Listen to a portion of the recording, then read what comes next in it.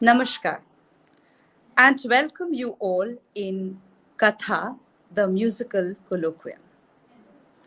It is a humble initiative of Hamnishad on this virtual platform to enliven the fervor of music in all of us during this extraordinary, challenging time through music, through heart-to-heart conversation with veteran musicians and musicians of contemporary times. Today is the first episode of this virtual heart-to-heart conversation, Katha, the musical colloquium, with none other than Sangitacharya Pandit Dr. Amyoranjan Bandyopadhyay, who is a living legend and one of the greatest luminaries in the universe of music. And exemplary performing artist at the age of 95, Pandit Amyoranjan Bandyopadhyay is an incessant source of inspiration and is a role model of thousands of music lovers all across the globe. He has been immensely blessed to have witnessed life in its utmost diverse forms, and hence has comprehended music through innumerable experiences during his journey of life.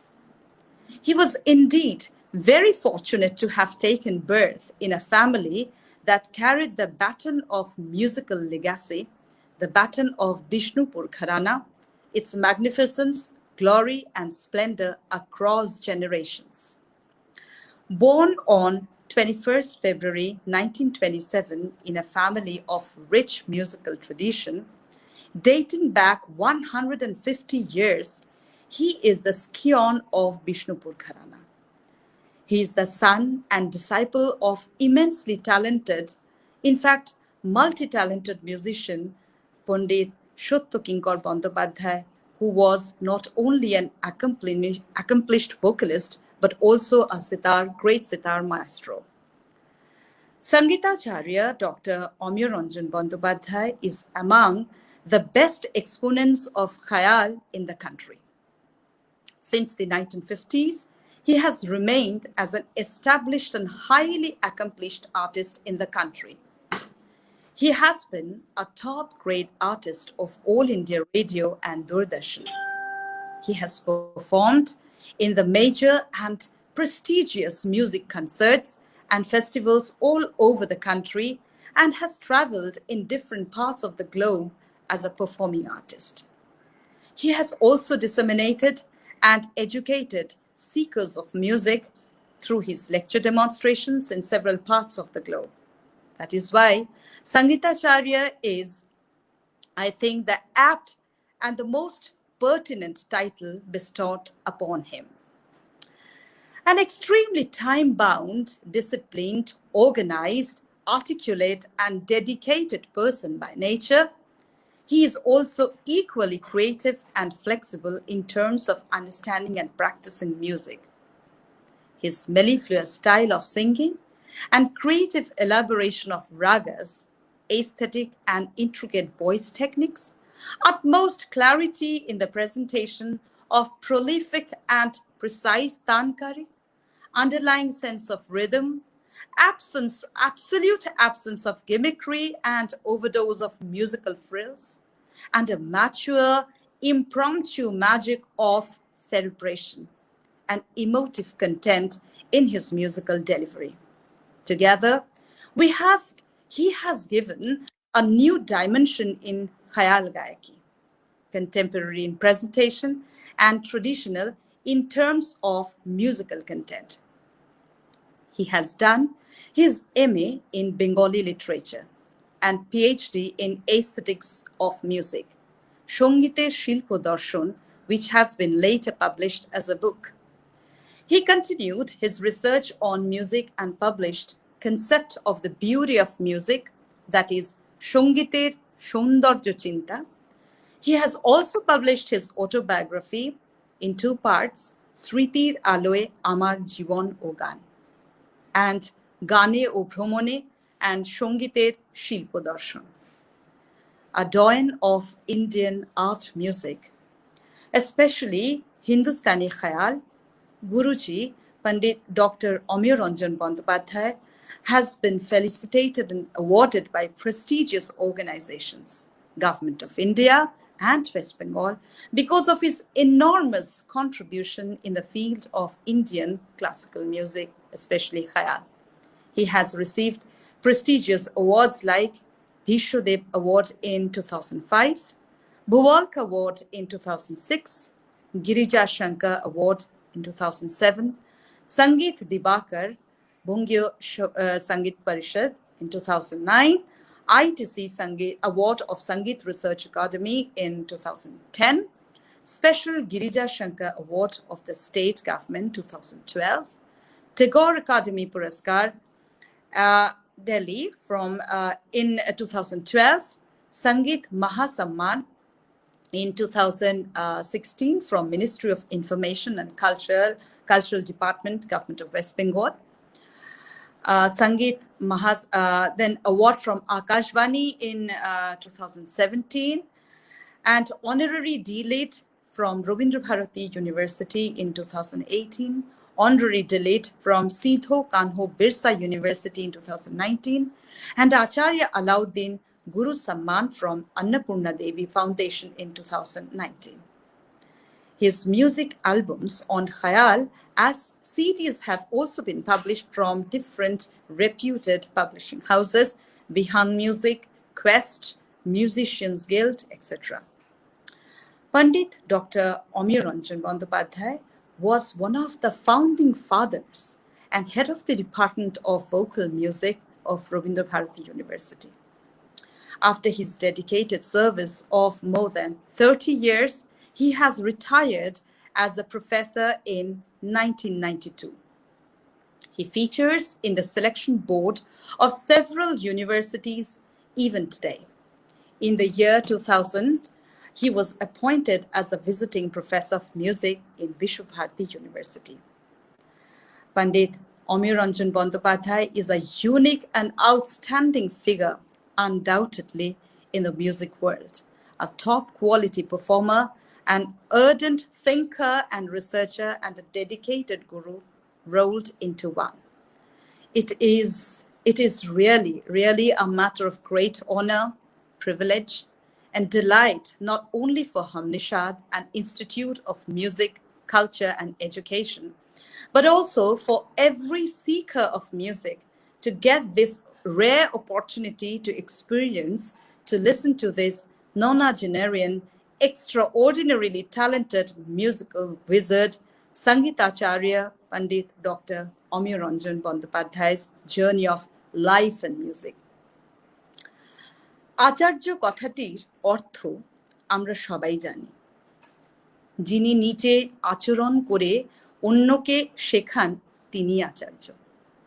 গুরুজি, আপনাকে গুরু হিসেবে পেয়ে আমরা আচার্য শব্দের সার্থকতা উপলব্ধি করতে পেরেছি। আপনার সান্নিধ্যে আসতে পেরে আমাদের সকলের জীবন ধন্য আমরা সবাই মনে করি। আজকের এই সন্ধ্যা আমাদের সকলের জন্যে এক স্মরণীয় সন্ধ্যা, কারণ আজ আমরা আপনাকে পেয়েছি এই ফেসবুক লাইভের মাধ্যমে। আপনার সঙ্গীতময় দীর্ঘ জীবনের স্মৃতিচারণের মাধ্যমে আপনার জীবনের অনেক জানা অজানা অধ্যায়, অনবদ্য অভিজ্ঞতা ও উপলব্ধি আমরা আস্বাদন করতে পারব। এই কথোপকথনের আমাদের সকলের কাছে এক অনবদ্য অভিজ্ঞতা হবে, এটা আমার দৃঢ় বিশ্বাস। আজকের এই কথা মিউজিক্যাল কলোকুয়ামে হামনিশাদ ও সকলের পক্ষ থেকে আপনাকে আমি সঞ্চিতা স্বাগত ও প্রণাম জানাচ্ছি। গুরুজি, আপনি বিগত 8 দশক ধরে শাস্ত্রীয় সঙ্গীত, বিশেষত খেয়ালকে খুব কাছে থেকে নানাভাবে অনুধাবন করতেন। জীবনের গোড়া থেকে আপনি গুণীজনেদের সান্নিধ্য লাভ করেছেন এবং স্বয়ং একজন সিদ্ধ গায়ক, খেয়াল গায়ক আমি বলবো, ও শিল্পী হিসেবে নিজেকে প্রতিষ্ঠিত করেছেন এবং নানা অভিজ্ঞতা ও স্মৃতির সঞ্চয়ও করেছেন। আপনি আপনার পিতৃদেব, কি বলবো, কিংবদন্তি সঙ্গীতার্য পণ্ডিত সত্য কিঙ্কর বন্দ্যোপাধ্যায়ের কাছে সঙ্গীত ও সেতারের তালিম নিয়েছেন ও পরবর্তী সময়ে নানা গুণীজনেদের শুনে মুগ্ধ ও আকৃষ্টও হয়েছেন। আজ আমাদের যদি আপনি আপনার এই সঙ্গীতময় জীবনের ডালি থেকে কিছু অধ্যায়, কিছু অভিজ্ঞতা ও উপলব্ধি, কিছু মনে রাখার মতো অংশ বিশেষ শোনান, তাহলে আমরাও আপনার সাথে সেকাল ও একালের একটা সঙ্গীতময় সেতুর মাধ্যমে সময়ের এই বিভিন্ন আনাচে কানাচে মহা উৎসাহে ও পরম আনন্দে বিচরণ করতে পারব। বিশেষত আপনি যদি আপনার বিশেষ বিশেষ ঘটনাগুলি আমাদের সবাইকে বলেন, আমরা মনে করব এই অনুষ্ঠানের সার্থক হবে আপনাকে শোনা। গুরুজি, আপনি যদি কিছু।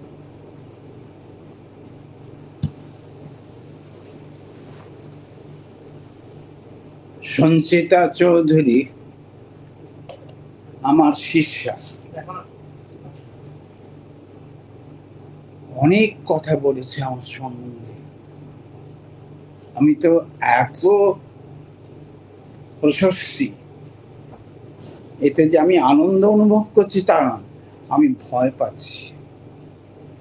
আমি সবাইকে খুশি করতে পারবো তো? আমাকে হামনিষাদ বলে যে সঙ্গীত সংস্থাটি আমাকে আমন্ত্রণ জানিয়েছে আমার জীবন অভিজ্ঞতার কিছু কথা বলবার জন্য। দেখি এখন ব্যাপার হয়েছে কি, যথেষ্ট বয়স হয়েছে। এই বয়স হবার জন্য অনেক কথা বিস্মরণ ঘটে, অনেক নাম ভুলে যাই। দেখা যাক কি বলতে পারি, কতটা বলতে পারি। সঞ্চিতার কাছে শুনেছেন আমাদের, আমি বিশিষ্ট সঙ্গীত পরিবারে জন্মগ্রহণ করেছি। আমার বাবা একজন মস্ত বড় ওস্তাদ ছিলেন। যেমন ধ্রুপদ, তেমন খেয়াল, তেমন সেতার, এসরাজ, এমনকি তবলা বাখরাজ, সব জানতেন। বহুমুখী প্রতিভার অধিকারী ছিলেন। বাবার কাছে একেবারে ছেলেবেলার থেকে হাতে খড়ি আর সারেগামা গলায় বার করা একই দিনে একই ক্ষণে হয়েছিল। এটা ধরে নিতেই হবে যে আজকের দিনে তো শুধু গান নিয়ে থাকা যায় না। গান, তার সঙ্গে পড়াশোনাও ছিল, স্কুলেও ভর্তি হয়েছিলাম। তারপর পড়াশোনার দিকে যতটা এগিয়েছি, গানও শিক্ষা লাভ করছি বাবার কাছে অনেক। ছেলেবেলায় আর সঙ্গীত পরিবেশ থাকলে হয় কি, যাদের গানে আগ্রহ আছে, গানে যাদের একটা ন্যাক যাদের আছে, তারা যদি পরিবেশ, অনুকূল পরিবেশ পায়, তাহলে তাদের গানের খুব দ্রুত উন্নতি ঘটে। আমি সেরকমই পেয়েছিলাম। বাবার গান শুনতাম, সবসময় শুনতে পেতাম। বাবার ছাত্রছাত্রীরা আসতো, গান করতো। ছাত্রী তখনকার দিনে, সেটাও বলবো পরে, ছাত্ররাই আসতো। আমার এক কাকা থাকতেন, তিনি সেতার বাদক, তার সেতার কানে আসতো। গানের আবহাওয়াটা, বাড়িতে বাড়িতে শুধু সুর, এই সুরই শুনতে পেতাম। এতে গানের সম্বন্ধে ধারণাটা, কনসেপশনটা খুব তাড়াতাড়ি দ্রুত গড়ে উঠতে লাগলো। সবচেয়ে বেশি হচ্ছে গ্রামোফোন থেকে, গ্রামোফোনের মাধ্যমে গান শোনা। আমাদের বাড়িতে HMVর একটা বড় গ্রামোফোন মেশিন ছিল।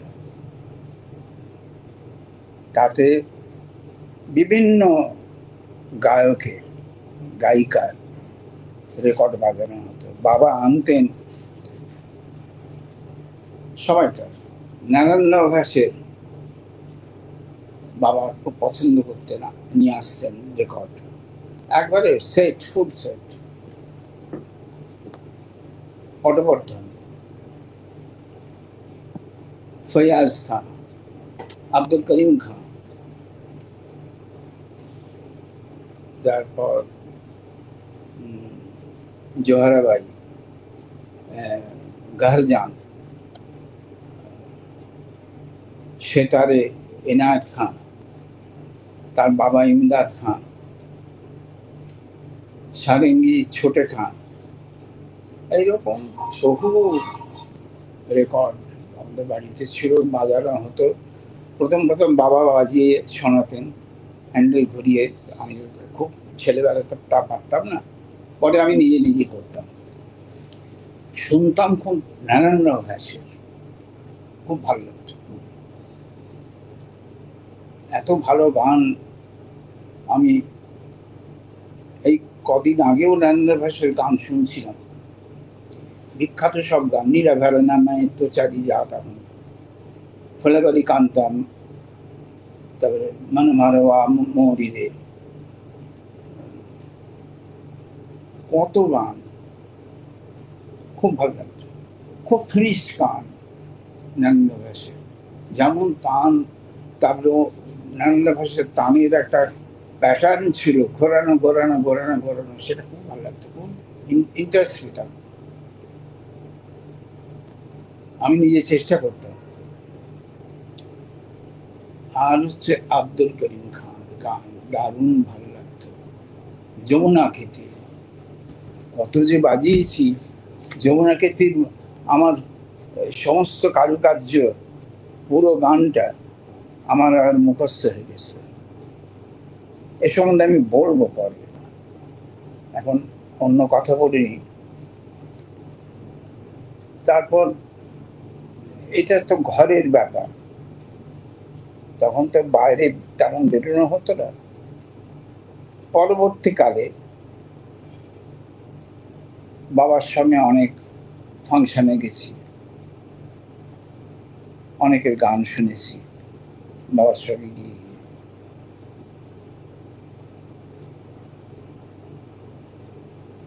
আর একটু বড় হওয়ার পর কম্পিটিশনে নাম দিয়েছিলাম। প্রথম কম্পিটিশন আমার লিলুয়ায় হয়েছিল, লিলুয়ায় রেলওয়ে ইনস্টিটিউটে একটা কম্পিটিশন হয়েছিল।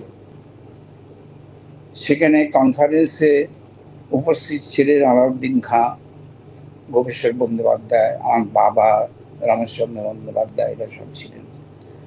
আমি কম্পিটিশনে নাম দিয়েছিলাম। আমি এত ছোট ছিলাম যে আমাকে সান্ত্বনা পুরস্কার দিয়েছিল। ও আমার বয়সের সঙ্গে ফিট করেনি কোনো গ্রুপ, আমাকে সান্ত্বনা পুরস্কার দেওয়া হয়েছিল। তারপর অল বেঙ্গলে 1935 সালে, 1936 সালে অল ইন্ডিয়া মুজাফফরপুরে হয়েছিল, সেখানে প্রতিযোগিতায় আমি অংশ নিয়েছিলাম। আবার 1937 সালে অল বেঙ্গলে দিয়েছিলাম। অল বেঙ্গলের একটা স্মৃতি আমার মনে আছে, যে একটি ক্যান্ডিডেট, একটি প্রতিযোগী, আমার বয়সী, আমার গ্রুপে, নাম বুদ্ধদেব ব্যানার্জি, এত ভালো গেয়েছিল, আমি ভেবেছিলাম যে খুব নাম করে যাবে, কিন্তু কোথায় হারিয়ে গেল, তাকে আর দেখতে পেলাম না। কোথায় হারিয়ে গেল, এত সুন্দর গান করতো। এইরকমই হয়, তখনকার দিনে সব অনেক কম্পিউটার্সের নাম মনে আমার অনেক দিনই ছিল, এখনো আছে কিছু কিছু, তারা হারিয়ে গেল। পরবর্তীকালে প্রোগ্রাম করতে শুরু করলাম, প্রোগ্রাম, তারপরে বড় বড় আসরের প্রোগ্রাম, কনফারেন্সের প্রোগ্রাম, এইসব করলাম। আর আর আমি আমার ইতিহাস বিস্তারিতভাবে বলার আমি ঠিক পছন্দ করছি না, কারণ নিজের সম্বন্ধে বেশি বলা যায় না। আমি একটা জিনিস নিয়ে বলছি, আব্দুল করিম খাঁর যমুনাকে তীর তখন খুব ভালো লাগতো, কি সুন্দর লাগতো, কি মিষ্টি গান। এখন ভাবি যে যেভাবে গেয়েছেন আব্দুল করিম খান, সুর লাগিয়েছেন এমন, যমুনাকে তীর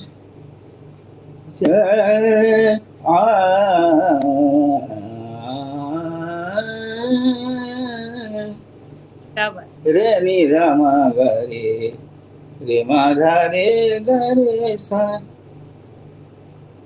এরকম 3-4 বার। রে নি রামা গারে নি গা নি, রে নি রামা গারে নি, রে মাধা সা রে গারে নি রা সা। এখন ভাবি যে ভৈরবীতে অতিরিক্ত স্বর যুক্ত হয়, যেমন পরিমা শুদ্ধ রে, গাপাদানি ধা, গাপাদানি মা মা গা রে রে সা, কিন্তু স্বর বাদ দিয়ে রে নি ধা মা গা রে রে মা ধা রে নি রা সা। একসময় ভাবি যে প্রায় 100 বছর আগে এই আইডিয়াটা কি করে আব্দুল করিম খাঁর গলায় এলো, মাথায় এলো। রে নি রামা গা রে রে মা গা রে তা মা গা রে নি রে মা গা রে গা রে নি রা সা। আশ্চর্য। আব্দুল করিম খাঁ কলকাতায় একবার এসেছিলেন। উনি মারা যান 1937 সালে। উনি এসেছিলেন, অ্যালবার্ট হলে নাকি ওর গান হয়েছিল, দিলীপ কুমার রায় নিয়ে এসেছিলেন। আমি বাবার কাছ থেকে যা শুনেছি, বাবা সেই প্রোগ্রাম শুনতে গেছেন।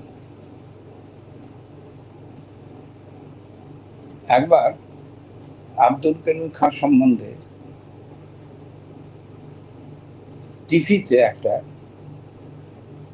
প্রোগ্রাম হয়েছিল, আমি সঞ্চালক ছিলাম, আর উপস্থিত ছিলেন বক্তা আমি ছাড়া কানন সাহেব এবং ধীরেন্দ্র চন্দ্র। কানন সাহেব আমাকে বললেন যে জানো, আব্দুল করিম খান মতন গায়ক আমি খুঁজে পাইনি, এত ভালো গায়ক হয় না। আশ্চর্য।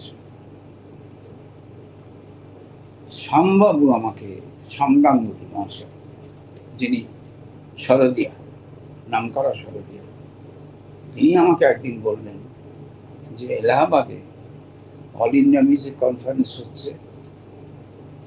আমি গেলাম, যে কনফারেন্সে বসলাম চেয়ারে, তখন আব্দুল করিম খানের গান আরম্ভ হয়েছে। বললে বলবো কি ভাই, এমন সুর লাগিয়েছেন যে আমার সমস্ত লোম খাড়া হয়ে গেল। এই হচ্ছে গায়ক।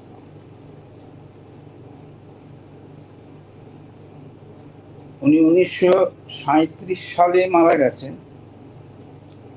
আমার তখন বছর 10 বয়স হবে। ওর মৃত্যুর পর দেশ পত্রিকাতে আমার কাকা রমেশচন্দ্র বন্দ্যোপাধ্যায়, উনি আব্দুল করিম খাঁর সম্বন্ধে একটা আর্টিকেল লিখেছিলেন। তাতে উল্লেখ করেছিলেন যে ট্রেনে যাচ্ছেন, ট্রেনে যেতে যেতে শরীর খুব খারাপ অনুভব করেন, খুব অসুস্থ বোধ করেন। তখন বলেন যে আমাকে কাছাকাছি পড়ে স্টেশনে নামিয়ে দাও, তোমরা এসো। তারপরে একটু স্টেশনে তাকে নামিয়ে দেওয়া হয়, তাকে নিয়ে সবাই ধরে নামালো, নামিয়ে তারপরে ভেতরে নিয়ে গিয়ে একটা শতরঞ্চের উপর তাকে শুইয়ে দিল। তারপর তিনি পিয়া বিয়া নাহি আওয়াতে চায় না গাইতে আরম্ভ করলেন। গাইতে গাইতে গাইতে গাইতে চোখ বুঝে ফেললেন। কি সুন্দর মৃত্যু! এই আব্দুল করিম খান এর ছেলে সুরেশ বাবু মানি একেবারে আব্দুল করিম খান, বোধহয় বাজু বন্ধ খুলে খুলে যায়, আপনারা দেখতে পারেন ইয়েতে, ইউটিউবে, একেবারে মনে হয় আব্দুল করিম খান। এইরকম হুবহু মিল আমি দেখিনি। আমি একবার রবীন্দ্র ভারতীর সেমিনারে আমি ছাত্রীদের শুনিয়েছিলাম সুরেশ বর্মনের গান। শুনিয়ে বললাম যে বলো থেকে কার গান, বলেছে আব্দুল করিম খান। এত মিল, কিন্তু সবাই গান ধরবে অত মিল ছিল না, কিন্তু কিরানা স্টাইল ছিল, কিরানা স্টাইল। কিরানা আব্দুল করিম খান বাবা বোধ হয় এই স্টাইলের জন্মদাতা। তবে আব্দুল করিম খান ওর যথেষ্ট অবদান, এত সুন্দর গান করতেন, ভারত বিখ্যাত।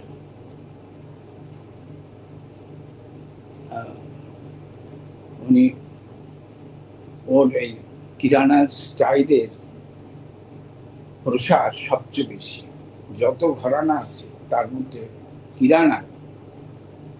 কিরানার এই জনপ্রিয়তা সবচেয়ে বেশি। কত মহিলা শিল্পী, হীরাবাই বন্দ্যোপাধ্যায়, সরস্বতী বাইয়ের গান অ্যালবার্ট হলে 1937 সালে আমার মনে আছে শুনেছিলাম, শঙ্করা অ্যালবার্টটা ভর্তি ছিল তখন।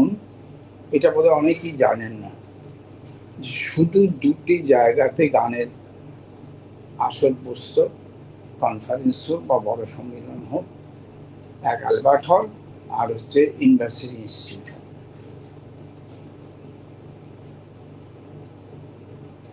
তারপরে ওতে ঠিক সুবিধে হলো না। তার আগে অল বেঙ্গলের আগে ছিল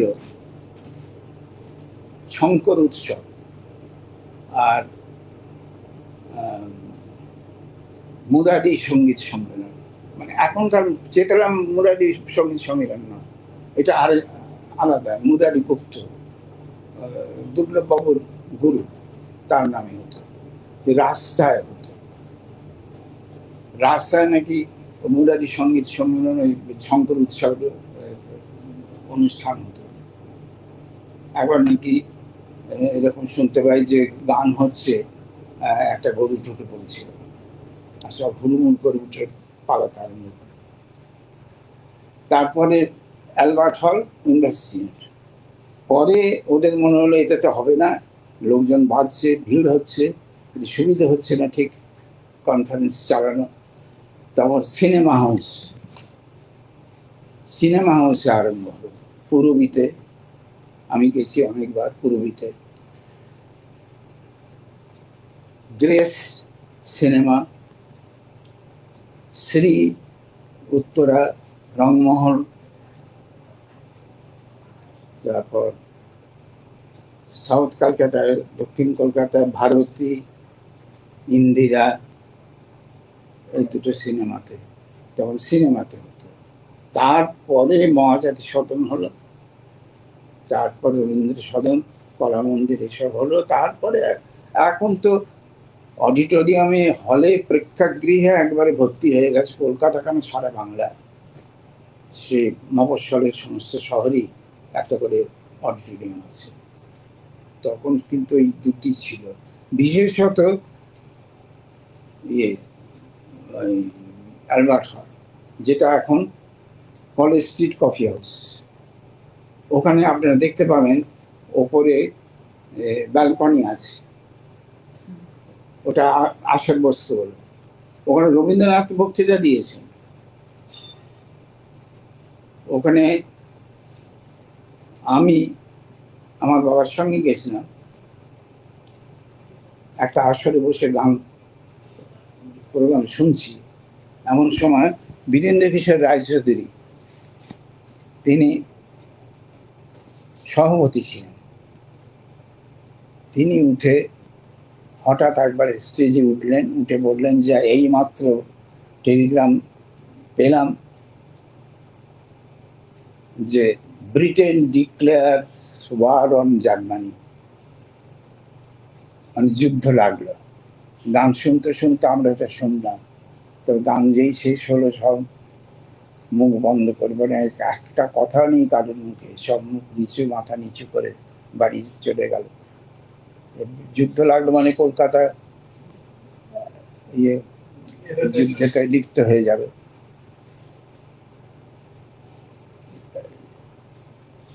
এই আমি আব্দুল করিম খান সম্বন্ধে বললাম। আব্দুল করিম খান হীরাবাই বর্ধিকা, সরস্বতী বাই,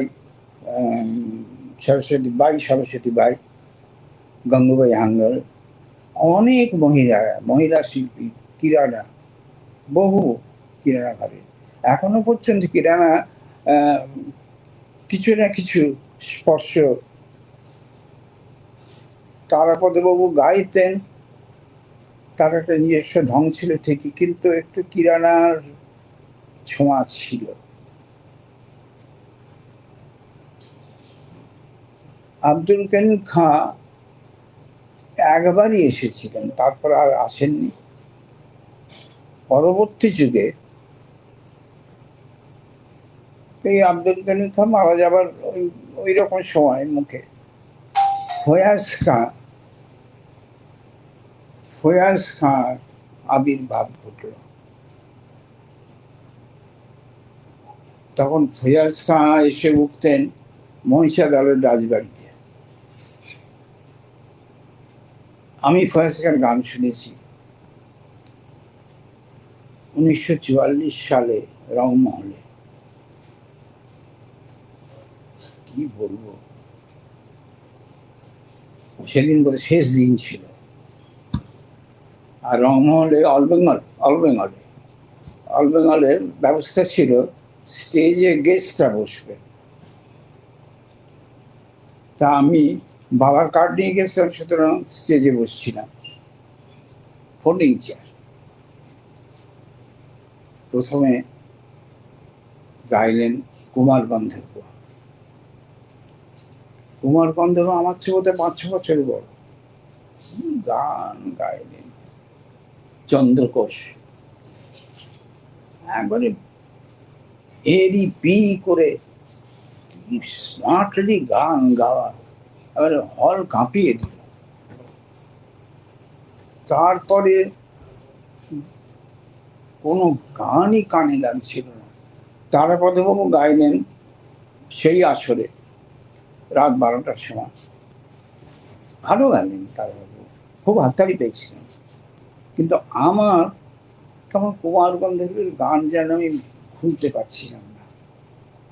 তারপরে শেষ রাত্রে ভোরবেলায় স্টেজে নামলেন ফয়াজ খাঁ সাহেব। ফয়াজ খাঁ সাহেব তখন রথীনবাবু ফয়াজ খাঁ সাহেবের শিষ্য। রথীনবাবু আগে গিরিজাবাবুর কাছে শিখেছিলেন, পরে ফয়াজ খাঁর কাছে নাড়া বাঁধেন। একদিকে তামপুরার রথীনবাবু, আরেকদিকে তামপুরার আতাক হোসেন। আর তবলায় এই নামটা ভুলে যাচ্ছি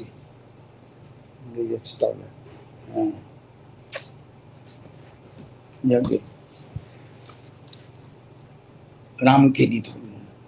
কি বলবো, যা সুর লাগালেন! তারাপদবাবু আমার ঠিক সামনেই বসেছিলেন, আমার দিকে তাকিয়ে বললেন, কত সাধনা করলে তবে এইরকম গলা হয়। এইটি এই আগামী প্রজন্মের সমস্ত শিল্পীদের কাছে আমাদের একটা এটি অনুরোধ, যতই প্রতিভা থাক, সাধনা দরকার, রেওয়াজ দরকার। সাধনা না হলে এই কর্মের সিদ্ধি হয় না। তারপরে ফয়েজ খাঁর গান বাবার সঙ্গে শুনতে গেছিলাম ইউনিভার্সিটি ইনস্টিটিউট হলে। মিয়া মোল্লা গাইলেন, বাহ বাহ, একবারে অবাক হয়ে গেলাম, কি গান! ফয়েজ খাঁ সাহেব 3 মিনিটের মিয়া কি তরি যা গেয়েছেন, এ একবারে অপরাজেয়, এরকম গান হয় না। ফয়েজ খাঁ সাহেব যখন শেষের দিকে, সেই সময় গোলাম খান সাহেবের আবির্ভাব, সেটা একটা ভারী মজার কথা, এটা শোনা দরকার। অল ইন্ডিয়া মিউজিক কনফারেন্স হচ্ছে তখন গ্রেস সিনেমা। গ্রেস সিনেমাটা হচ্ছে কলেজ স্ট্রিট মার্কেটের পাশে, মানে ডাকবাকের যে দোকানটা আছে তার অপোজিটে গ্রেস সিনেমা। সেইখানে অল ইন্ডিয়া মিউজিক কনফারেন্স আসর বসেছে। আমার এই ঘটনাটা শোনা একজন বিশিষ্ট গায়ক, তিনি এখন গত হয়েছেন, আমারই কন্টেম্পোরারি, খুব ভালো গাইতেন। তার মুখ থেকে শোনা, তিনি প্রত্যক্ষদর্শী ছিলেন, তিনি আমাকে বলেছেন। একটি ঘোড়ার গাড়ি এসে দাঁড়ালো গ্রেস সিনেমার পাশে। ঘোড়ার গাড়ি থেকে নামলেন গোলাম খাঁ সাহেব, তার সঙ্গে আরেকজন। গোলাম খাঁ সাহেব হলে যারা ছিল গেটে দাঁড়িয়ে, लाला बाबू कहाँ हैं, लाला बाबू कहाँ हैं? बोलो आप आइए, भीतर आइए। आप कहाँ से आ रहे हैं? लाहौर से आ रहा हूँ मैं। अच्छा ठीक है, आप चलिए, उधर देखिए बैठ रहे हैं लाला बाबू। लाला बाबू কাছে গেলেন, गए बोलें, लाला बाबू मैं गुलाम अली हूँ, लाहौर से मैं आया हूँ, एक प्रोग्राम मानता हूँ। लाला बाबू बोल रहे हैं, अरे मैंने तो आपको बोल दिया था इस बरस एकदम जाएगा नहीं फूल, कैसे मैं दूंगा? और वो मैं नहीं सुनता, बहुत दूर से मैं आया, आप मेहरबानी से एक प्रोग्राम दीजिए। बहुत मुश्किल की बात, ठीक है मैं देखता हूँ क्या कर सकता हूँ। अच्छा, लास्ट डे हाफिज अली खां का जो प्रोग्राम है, उस प्रोग्राम के बाद आपका प्रोग्राम होगा, ठीक है? তারপরে শেষের দিনে হাফিজ আলী খান কত বিখ্যাত সরোদিয়া, আমি অনেকবার শুনেছি কনফারেন্সে, অতুলনীয়, কি সুর সরোদের। ওর প্রোগ্রাম হতেই হল ফাঁকা হয়ে গেল, বেরিয়ে গেল বাইরে চাটা খেতে। আর তারপরে বলছে, এই কে আর গোলাম খান কে এসছে জানি না বাবা, নামও শুনিনি, কেমন গায় কে জানে। তারপরে গোলাম খান সাহেব বসলেন, বসে ভীম রাগের খেয়াল ধরলেন। ওরা ভীম পরিস্থিতিকে ভীম বলে, এমন সুর লাগিয়েছে, এমন সুর যে সব ছুটে বাইরের থেকে ভেতর ঢুকে পড়েছে। রাতারাতি কলকাতা বিখ্যাত হয়ে গেল। এইরকম রাতারাতি জনপ্রিয়তা কোনো গায়ক পাবেনি, গোলাম খান সাহেব যেমন পেরেছিলেন, খুব নাম হয়ে গেল। কিন্তু তার পরের বছর, এটা আমি সত্যি বলছি, বাড়িয়ে বলছি না, শ্রীতে অল বেঙ্গল বসেছিল, গোলাম আলী খান সাহেবের গান আরম্ভ হবে, উনি এসে বসেছেন সুরমণ্ডল নিয়ে। তারপর দেখলাম ফয়াজ খান সাহেব ওপর থেকে, স্টেজ থেকে, ভেতর থেকে এসে সিঁড়ি দিয়ে নামলেন, নেমে এসে ফার্স্ট রোতে বসলেন। হয়তো একটা কৌতূহল, গোলাম আলী খান সাহেব, গোলাম আলী খান এত নাম, কিরকম গান করে শুনতে হবে তো। উনি বসলেন, শুনলাম। সেদিন কিন্তু আমার অতটা, যেমন ফয়াজ খান সাহেবের গান শুনে একবারে অবাক হয়ে গেছিলাম, সেই রকমটা লাগলো না আমার। কিরকম মনে হয় বোধহয় সামনে ফয়াজ খান সাহেবের মতন একজন ভারত বিখ্যাত না, ভারতের 1 নম্বর সামনে বসে থাকার জন্য হয়তো সেই রকম স্বচ্ছন্দ ভাবে গান হয়নি, করতে পারেনি, এমন হতে পারে। যেমন একটা কথা শুনেছিলাম আমাদের শঙ্খ চট্টোপাধ্যায়ের কাছে, যে বিখ্যাত তবলাবাদক, সাদারাঙ্গে আমির খান গান হচ্ছে, সাদারাঙ্গের ওই চৌরঙ্গির ওপর যে প্যান্ডেল করে হতো, আমির খান সাহেব গান ধরেছেন, শুরু করেছেন, এমন সময় গোলাম আলী খান সাহেব ঢুকলেন, সুনিত হেলতে দুলতে ঢুকে সামনে এসে বসলেন। শঙ্খ বলল, আমির খান সাহেবের গানটা কেমন যেন একটু মিয়ে গেল, সেই তেজটা কমে গেল। এটা হতে পারে, এটা হওয়াটা অস্বাভাবিক না। তো যাই হোক, এরই যখন গোলাম আলী খান নাম করেছেন, বেশ নাম করেছেন কলকাতায়, তখন আমির খান আসার, মানে এই সঙ্গীত জগতে আমির খান আসার একটা গল্প আছে, সে গল্পটা বলি। শিব কুমার শুক্লা, বরোদা ইউনিভার্সিটির লিডার, মসরদা ন্যাশনাল প্রোগ্রাম করেছেন, ক্লাস আর্টিস্ট ছিলেন, খুব বড় গায়ক, হংসধ্বনিটা খুব ভালো গাইতেন। শিব কুমার শুক্লা কানন সাহেবকে বললেন যে একজনের গান আপনাকে শোনাবো, আপনি আমার সঙ্গে চলুন। কার? চলুন না। তারপরে কানন সাহেব বললেন আচ্ছা ঠিক আছে, যাওয়া যাক। শিবকুমার শুক্লা নিয়ে গেলেন বউবাজারে।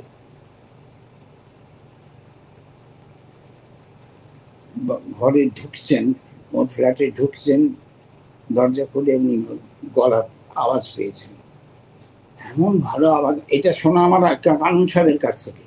কানন সাহেব আমাকে পাশে গাড়িতে যেতে যেতে পাশে বসে বসে আমাকে বলেছেন এই গল্প। আমি তো শুনে অবাক, আশ্চর্য। ঠিক আছে, তারপরে ফিরে এলাম, ফিরে এসে ঠিক করলাম জ্ঞানবাবুর কাছে যাব। জ্ঞানবাবুর বাড়িতে গেলেন কানন সাহেব, গিয়ে বললেন যে একজনের গান আমি শোনাবো আপনাকে, আপনাকে ওর গানের ব্যবস্থা করতে হবে। বলল কোথায়? বলি এই আমির খান বলে একজন বউবাজারে। ও বাবা, ও রাত্রিবেলা আমি যেতে পারবো না, পাড়া ভালো না, বদনাম হয়ে যাবে। না না, আপনি চলুন না, আমি তো সঙ্গে আছি। তারপর জ্ঞানবাবু গেলেন, গিয়ে উনি ওই দরজার ফাঁক দিয়ে গলা শুনে উনি হারিয়ে অন্য এক স্টাইল। বাড়ি ফিরে এসে বললেন একটা ব্যবস্থা করি, আমি নিজের বাড়িতে একটা জলসা করছি। নিজের বাড়িতে উনি একটা জলসা ব্যবস্থা করলেন, আর কলকাতার যারা গুণী গায়ক তাদের সব ডাকলেন, তার মধ্যে পাহাড়ি সান্যাল ছিলেন। আমির খান এলেন, তারপরে তানপুরা নিয়ে, আমির খান তো সেই তানপুরা মানে নিঃশ্বাস আসা, পাশাস আসাটা নিঃশ্বাস আসা, মালকৌশলেও শুদ্ধ নিঃশ্বাস আসা। ইমন ধরলেন, গাইলেন, সবাই বসে শুনলো, কারুর ভালো লাগলো না। পাহাড়ি সান্যাল বললেন যে আরে আমি আজকে শুটিং ছিল, শুটিং কামাই করে এলাম, এই গান শুনতে? আশ্চর্য, আমির খানকে নিতে পারলো না। আর আমি প্রথম যখন শুনলাম আমির খান গান বাড়িতে রেডিওতে, অ্যানাউন্সমেন্ট হলো, এখন গান গেয়ে খেয়াল গেয়ে শোনাচ্ছেন আমির খান, রাগ মুলতান। কে? মুসলমান গায়ক, তো নিশ্চয়ই ভালো হবে। আরে সে শুধু তানপুরো ছাড়, মানে সারেঙ্গি নেই, শুধু তানপুরে নিঃশ্বাস আসা, কি সুর, কি ডেপথ, কি সূক্ষ্মতা। কোথায় নিচে নেমে গেলেন খাদে, আর কি সব বার করলেন, কত মানে কি যাকে বলে সূক্ষ্ম স্বর বিশ্লেষণ। আমি অবাক, এইরকম গায়ক। কিন্তু যাকে বলতে যাই তখন, এটা বলছি বোধহয় 46 হবে, যাকে বলতে যাই তারা শুনেছে আমির খান, তেমন কিছু ভালো লাগে না।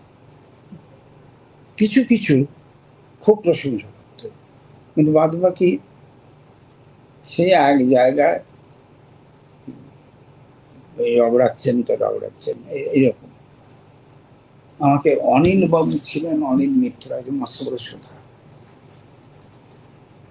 কোনো ফাংশন বাদ যেত না।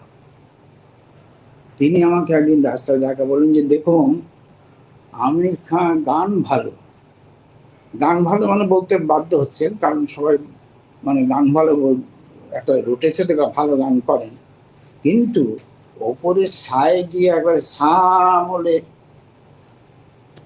করেন না, তার মানে আসল জমাতে পারেন না। এই যে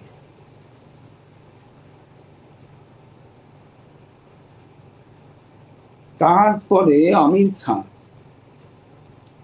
চলে গেলেন কলকাতা ছেড়ে, যখন দেখলেন যে ওর নাম তেমন হলো না। রেডিওতে নিত্য রেডিওতে গান করতেন, মাসে 2টো করে প্রোগ্রাম পেতেন, তারপরে ও 2টো পেতেন, উনিও 2টো পেতেন। আমি প্রত্যেকটা শুনতাম, তারপরে শুনতাম, আমির খানের শুনতাম, শুনবই, আমির খান তো শুনবই, জানি আলাদা। তারপর আমির খান বম্বে চলে গেলেন, বম্বে গিয়ে পরে যখন কনফারেন্সে ডাক পেলেন, আমির খান ব্র্যাকেটে বম্বে, এই দেখে লোকে তখন হুড়মুড় করে আসছে।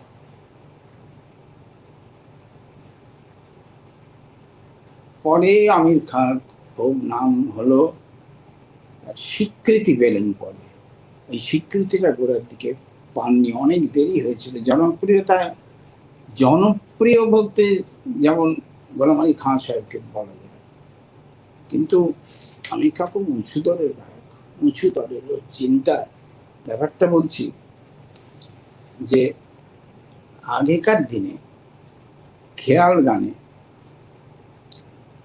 রাগদারি দিকে বেশি নজর দেওয়া হতো না, বেশিরভাগই তান, সরগম, বোতাম, লয়কারী, এমনকি এমন অনেক গায়ক ছিলেন, তারা লয় কি লড়াইয়ে যেতেন। লয় কি লড়াই হচ্ছে তবলার সঙ্গে গায়কের লড়াই, লয় মানে গায়ক শ্রোতার দিকে তাকাচ্ছেন না, আর বাদক, তবলা বাদক শ্রোতার দিকে তাকাচ্ছেন না। এই মানে গায়ক তবলা বাদকের দিকে তাকাচ্ছেন, মানে দুদিন লড়াই, কামান ফাইট করো, এই হতো। তো এর একটা গল্প আছে। বেনারস থেকে দুই ভাই এসেছিলেন, আমার নামটা আমি ভুলে যাচ্ছি, এই তো বলছি এই বয়সে নাম ভুলে যাওয়া যায়। শিব সাধক মিশ্র বোধহয়, মিশ্র ব্রাদার্স। তিনি ধ্রুপদ গাইবেন, অ্যালবার্ট হবে, আর একজন পাকবাজি বসছেন, পাকবাজি। তিনি এমন কঠিন একটা বন্দেজ ওরা দুজন গাইলেন, গেয়ে যেই সময় ফেললেন, আর পাকবাজি সময়ের পরের মাত্রাতে ধাঁ করে সময় দিলেন, আর অমনি ऑडियंस के बोलचन देखिए कलकत्ता का पखवाजी का हाल क्या है, ऐसा बजाते हैं। তখন আরেকজন পাখওয়াজি ছিলেন, তিনি বললেন मैं बजाऊंगा, ठीक है बैठिए। তিনিও উপকার। দুর্লভ বাবু দরজার বাইরে, দরজা ফাঁক করে দেখছিলেন, উনি ধরে ফেলেছেন এদের টেকনিকটা। উনি দরজা খুলে ভেতরে ঢুকে বললেন যে मैं बजाऊंगा, ঠিক আছে बैठिए। তারপরে দুর্লভ বাবু এক চান্সে ধাঁ করে ঠিক देखिए हाँ ये आप सच्चा पखवाजी, ठीक है, ऐसा ही हम लोग चाहते थे। दुर्लभ बाबू बोलने एक कथा, पंडित जी ये क्या, ये गाना है ना उनको कषा है।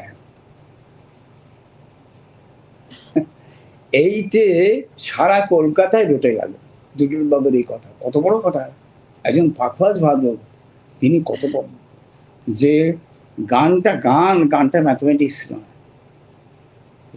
এটা তো তাই তো বললেন।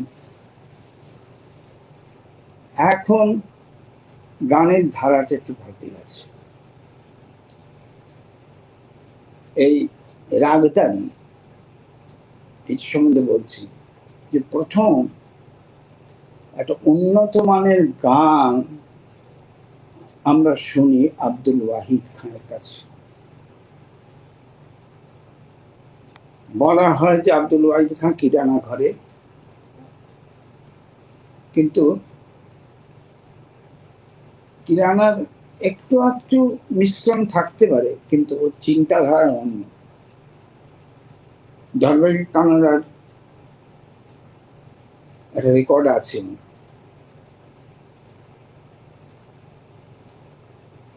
ওটা জায়গা জায়গাতে ঘুমানা ভাই জায়গা জায়গাতে আগাগোড়া গান করেছেন, একটা টান নেই, কি সুন্দর লাগে শুনতে। আমির খান যেতেন আব্দুল ওয়াহিদ খান বাড়িতে গান শুনতে। আমির খান প্রভাব পড়েছিল আব্দুল ওয়াহিদের। আব্দুল ওয়াহিদের আপনারা যদি পারেন তো ইউটিউবে শুনে দেখবেন যে কোথায় যেন আমির খানের সঙ্গে একটু মিল আছে। আমির খান ওর কাছ থেকে এই ইন্সপিরেশনটা পেয়েছিলেন আব্দুল ওয়াহিদের কাছ থেকে। আব্দুল ওয়াহিদ খান আমির খান তখনকার গান শুনে বলেছেন তুমসে গানা নেই হোগা। তারপর একদিন বম্বে রেডিওতে আমির খান গান শুনে অবাক, यार ऐसा गाता, बहुत अच्छा। তারপর এখন এই বিলম্বিতের দিকে সেরকম ঝোঁক ছিল না। আগেকার দিনে খেয়াল গাওয়া হতো, ওই বিলম্বিত অনেক সময় আলাপ করে তারপরে মধ্যলয়ের তিনটা ধরতো, তা নইলে তিলোয়ার। আর পরের দিকে বিলম্বিত একতাল এলো, তাও 24 মাত্রা, 48 না। তারপদবাবু খুব ধিমেতে গাইতেন, 48 মাত্রা বিলম্বিত গাইতেন। তারপদবাবু খুব সুরে গাইতেন, খুব সুরে গাইতেন। উনিও তো আমির খাঁ, গোলাম আলী খাঁ কন্টেম্পোরারি, সুরে গাইতেন, খুব নাম করেছিলেন। তবে স্বরের সূক্ষ্ম বিশ্লেষণে আমির খাঁ অসাধারণ। এখন একটা কথা বলে আমি শেষ করছি যে গানের চর্চা অনেক বেড়েছে, অনেক বেড়েছে। ছেলেবেলায় যা দেখেছি, বললাম যে বাড়িতে মেয়েরা শিখতে আসতো না, মেয়েদের গান শেখাতে গেলে মেয়ের বাড়িতে গিয়ে শেখাতে হতো। আর 1941-42 সালের কথা বলছি, রেডিওতে 3 জন মহিলা শিল্পীকে পেয়েছি, জানি না আরো ছিলেন কিনা। একজন হচ্ছে বিজনবালা ঘোষ দস্তিদার, মায়া দেবী আর বীণাপাণি মুখোপাধ্যায়। আর এখন কত চর্চা করছে, মেয়েরা কত চর্চা করছে। আমার তো ছাত্রছাত্রীদের মধ্যে বোধহয় 80% মেয়ে ছাত্রী। তারপরে তখনকার দিনে গানের স্কুল ছিল না বললেই হয়, বাসন্তী বিদ্যাপীঠের মতন ছোটখাটো স্কুল। আর এখন কত ইউনিভার্সিটিতে, আগে ম্যাট্রিকে ছিল অ্যাডিশনাল সাবজেক্ট মিউজিক মেয়েদের, আর এখন college, university, Rabindra Bharati, Calcutta university, Visva Bharati, এমনকি মিউজিক ইউনিভার্সিটি খাগড়াছড়ি, অনেক চর্চা বেড়ে গেছে, অনেক শ্রোতা অনেক বেড়ে গেছে। সে যুগ আর নেই, ভালোর দিক। ঠিক আছে, আমি এই অবধি বললাম, আর এইখানেই আমি রাখছি। নমস্কার জানাচ্ছি আপনাদের। গুরুজি, আচ্ছা, আপনাকে কি বলবো, গায়ে কাটা এই উচ্চারণ শুনতে শুনতে, মানে আজ যে গল্প ও ঘটনাগুলি সঙ্গীত ইতিহাসের পাতা উল্টে আপনি আমাদের শোনালেন, 30-এর দশকের কথা, 40-এর, 50, 60, 70 দশকের কথা, এসব আপনি ছাড়া কখনো কি আমাদের এইভাবে শোনাটা সম্ভব হতো? মানে আমরা উদ্বুদ্ধ কম হয়। আমি বলছি, হ্যাঁ, এখন কেউ নেই, এখন কেউ নেই। কারণ আমি কনফারেন্স শুনছি 1934 সাল থেকে। কে থাকবে বলুন? না, নিশ্চয়ই আপনার স্মৃতির আলোয় আমার জীবন ও গানে আপনি আপনার ছোটবেলার যখন স্মৃতিচারণ করেছেন, আপনার দিদির কথা উল্লেখ করেছেন, তারপরে আপনার বাবা শেখাতেন, আইভি ব্যানার্জি বলে একজনের কথা উল্লেখ করেছিলেন। ওনার বাড়িতে আপনারা যখন গেছিলেন মুজাফরপুরে বোধহয়, সেই বেঙ্গল প্রতিযোগিতা, অল ইন্ডিয়া মিউজিক কনফারেন্স, হ্যাঁ, সে অল ইন্ডিয়া মিউজিক কনফারেন্সে, সেখানে আপনি কিছু কিছু এরকম বলেছিলেন। এবং আপনার বোধহয় বুদ্ধদেব বাবুর কথা যখন আপনি উল্লেখ করেছিলেন, ব্যানার্জি যিনি আপনার সাথে, উনি বোধহয় খেয়ালে প্রথম হয়েছিলেন, আপনি ধ্রুপদে। হ্যাঁ, তো কোনটি একজন মেয়ে প্রতিযোগীও আপনার সাথে বোধহয় ছিলেন, নামটা ভুলে গেছি আমি।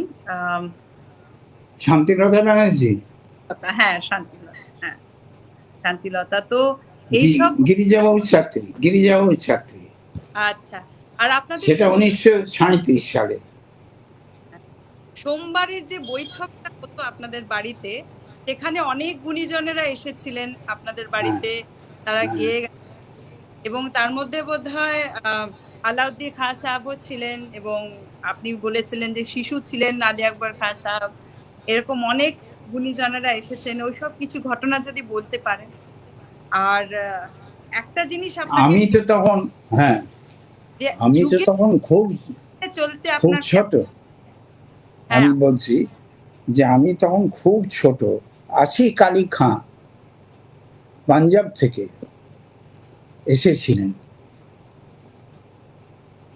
কলকাতার একজন বিশিষ্ট সঙ্গীতজ্ঞ, সঙ্গীত শ্রোতা, সঙ্গীত গুণী হিতেন বাবু, তার নামটা শুনতাম বাবার কাছে, এমনকি জ্ঞানবাবুর কাছ থেকে শুনছিলাম।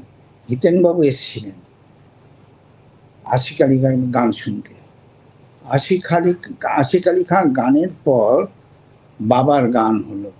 হিতেন বাবু ফিরে গিয়ে জ্ঞানবাবুকে বলেছিলেন যে সত্যবিপদ বাবু যা গাইলেন আশিক আলী খাঁয়ের চেয়ে কিছু কম লাগলো না। এইতে আর জ্ঞানেন্দ্র প্রসাদ গোস্বামী এসেছিলেন, তখন আমি একটু বড় হয়েছি, বছর 10 কি 9-10 বছর যখন।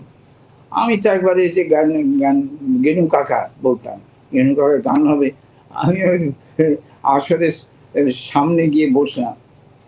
তা উনি ধরেছিলেন নানা ভাষে নিরাভারে নামাই তো চালিয়ে যেতাম, একবারে জমি দিয়েছিলেন আপনি এইসব। এইসব গানগুলো বোধহয় আপনার সেই নীলমণিদার কাছে শিখেছিলেন না, জ্ঞানেন্দ্র বাবুর গানগুলি? বাংলা গান। হ্যাঁ, বাংলা গান। আপনার বাংলা, যুগে মানিয়ে চলতে কেমন লেগেছিল? হ্যাঁ, আপনি যে এত দশক ধরে গান বাজনা করছেন, খেয়াল গাইছেন, তো আপনার এই যুগের সাথে তাল মিলিয়ে চলতে একজন সঙ্গীতজ্ঞ হিসেবে আপনার উপলব্ধি যদি একটু আমাদের সাথে আপনি না শোনান। যুগের, এখন তো ভালো ফেবেল মূর্খ, অনেকেই তো গান বোঝেন, কিন্তু আগে তো গান সমজদার সেরকম তো প্রচুর পর্যাপ্ত পরিমাণে যে গানের সমজদার পেতাম তা না। একবার আমি একটা জায়গায় গান করতে গেছি, সেখানে আমাকে গান করতে বলেছিলেন।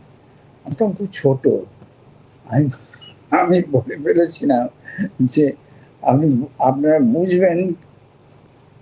বুঝবেন, কারণ দেখতাম যে বাংলা গান হলে বেশ নিতে পারে, কিন্তু খেয়াল গান হলে চুপচাপ বসে রইলে বুঝতেই পারি, মুখ দেখে মুখ ধরতে পারি যে তেমন বুঝতে পারছে না। মানে খেয়াল গানের কথা, তো বাংলা খেয়াল কি আপনার মনে হয় যে যেটা আপনার বাবা চেষ্টা এই করে? হ্যাঁ, তো বাবা চেষ্টা করেছেন, বাবার খুব ইচ্ছে ছিল বাংলা খেয়াল, কিন্তু আমার নিজের ব্যক্তিগত মত হলো বাংলা খেয়ালের একটা লিমিটেশন আছে। এতটা হিন্দি খেয়ালের মতন এত ব্যাপক, এত বিরাট আকার নেওয়া অসুবিধে, কারণ কথার উপর এমন প্রেশার পড়বে যে সেটা পাবলিক সেটা কিরকম। ধরো আমি বলছি, একে তন্দ্রা বিজড়িত আখি পাত, এই তন্দ্রা এটা ভালো লাগবে, মানবে? এই তন্দ্রা বিজড়িত আখি পাত, একে লয়কার চলবে, খেয়ালের গমক যে চলবে মেজাজ যেটা, না? না বলছি গানের মেজাজ পাওয়া যাবে না। আর এই এইসব জিনিস, এই অলংকার দেওয়াই যাবে না, নেবে না শ্রোতারা, সেই জন্য খেয়ালটা ছোট হয়ে যাবে, প্রায় রাগ প্রধানের কাছে চলে যাবে। এটা আমার মত। আজকে আপনাকে সেই জন্য অনেকে চেষ্টা করেছে বাংলা খেয়াল, শেষ পর্যন্ত পারেনি। সত্যি এতে কি দরকার কি? খেয়াল গান, আর এর মধ্যে ভাষা আসবে কেন? এই সেই আজকে আপনাকে কত গুণী লোকেরা শুনছেন আর তারা কিভাবে উদ্বুদ্ধ হচ্ছেন এই কমেন্টস গুলো দেখলে বুঝতে পারছি। আর আপনাকে একটা জিনিস অনুরোধ করব যে আপনি ছাত্রছাত্রী ও আগামী প্রজন্মের বা এই প্রজন্মের যারা শিল্পীরা গান বাজনা চর্চা করছেন, বিশেষত শাস্ত্রীয় সঙ্গীত চর্চা করছেন, তাদেরকে আপনি যদি কিছু উপদেশ বা পরামর্শ বা তাদের গান আপনার কেমন লাগে এই ধরনের কিছু যদি একটু আলোকপাত করেন এই বিষয়ে। এ নানা মুনি নানা মত, যেমন ঘরানা হয়েছে, একটা ঘরানায় হয়তো তান সারগামের খুব চর্চা বেশি হয়, একটা ঘরানায় হয়তো সুরের দিকে তাদের ঝোঁক। এটা এটা নিজস্ব দর্শন, আমি একরকম বলবো, কিন্তু দেখা যাবে যে অন্যভাবেও সুন্দর গান করতে পারে, ভালো লাগে, লোকে নিচ্ছে হতে পারে। এই উপদেশ দিতে গেলে মুশকিল। আমার কাছে কেউ শিখতে এলে তখন আমি বলবো যে তুমি এইভাবে করে, আমি এটা পছন্দ করি। এই আজকে আজকে যারা গুণীজনেরা শুনছেন বা যারা আছেন, মানে আজকে এটা আপনি প্রমাণ করে দিলেন যে ইংরেজিতে যে একটা কথা আছে, age is just a number, এটা কিন্তু সত্যি তাই। বার্ধক্য বলুন, যৌবন বলুন, সবকিছুই কিন্তু একটা ভেতরকার ব্যাপার। আপনি যেভাবে কথা বলছেন, যেভাবে স্মৃতিচারণ করছেন, এটা এটা বোধহয় বয়স দিয়ে হয় না, এটা একটা ক্ষমতা দরকার হয়, আপনার মধ্যে সেটা আছে। এবং আমরা গর্বিত, মানে সবভাবে বিশেষণের বোধহয় অভাব হয়ে যাবে। আমি তাই এখন অনুরোধ করব যারা গুণীজনেরা আজকে আমাদের কাছে এসেছেন, আমাদের এই অনুষ্ঠান দেখছেন, তারা যদি আপনার সাথে একটু কিছু তাদের অভিজ্ঞতা, তাদের মতামত আমাদের সাথে এসে একটু ওনারা শেয়ার করেন, আমি তাদেরকে একটু স্বাগত জানাচ্ছি। জয়িতা, তুমি যদি আজকে আমাদের যারা আছেন অতিথিবৃন্দ, এখন আমরা জয়িতা পেয়েছি, আছে? হ্যাঁ ওই তো সবকিছু সঞ্চালনা করছে, যান্ত্রিক ও আচ্ছা। দেখছে। পার্থ দা, one of the renowned Sarodia of জেঠুকে India. প্রণাম জানাচ্ছি, ভক্তিপূর্ণ প্রণাম। হ্যাঁ, আপনার কেমন লাগলো অনুষ্ঠান একটু সে গুরুজির আমার সাথে? সামনে তো ভালোই বলবেন, আমার সামনে তো ভালোই বলবেন। আপনার সামনে পেছনে ভালো সবাই বলে, আপনাকে খারাপ বলার জায়গা নেই। সেটা তুমি বলছো, তুমি আমার ছাত্রী বলে বলছো। গুরুজি ছাত্রী বলে নই, এটা এটা একটা সঙ্গীত শিল্পী, আপনি যে এটা এটা কি অনেক সমাগম হয়েছিল হ্যাঁ অনেক শ্রোতার? সবাই দেখছে। আপনি পার্থ দাও, আপনি যদি কিছু বলেন গুরুজিকে। আমাকে বলছো হ্যাঁ হ্যাঁ, সঞ্চিতা? আচ্ছা আচ্ছা আচ্ছা আচ্ছা, প্রথমেই কাকাকে জানাচ্ছি গভীর শ্রদ্ধা ও ভক্তিপূর্ণ প্রণাম। আমাদের সৌভাগ্য যে এই মহান লিভিং লিজেন্ডকে আজ আমাদের সঙ্গে পেয়েছি, অনেক গর্বিত অনুভব করছি তার জন্য। ভগবানের নিকট ওনার সুস্বাস্থ্য ও দীর্ঘায়ু প্রার্থনা করছি। আর দীর্ঘায়ু প্রার্থনা করে ভালো। আপনার সুস্বাস্থ্য প্রার্থনা করছি, আপনি যতদিন আমাদের সঙ্গে থাকবেন এক মহান ছাতার মতো।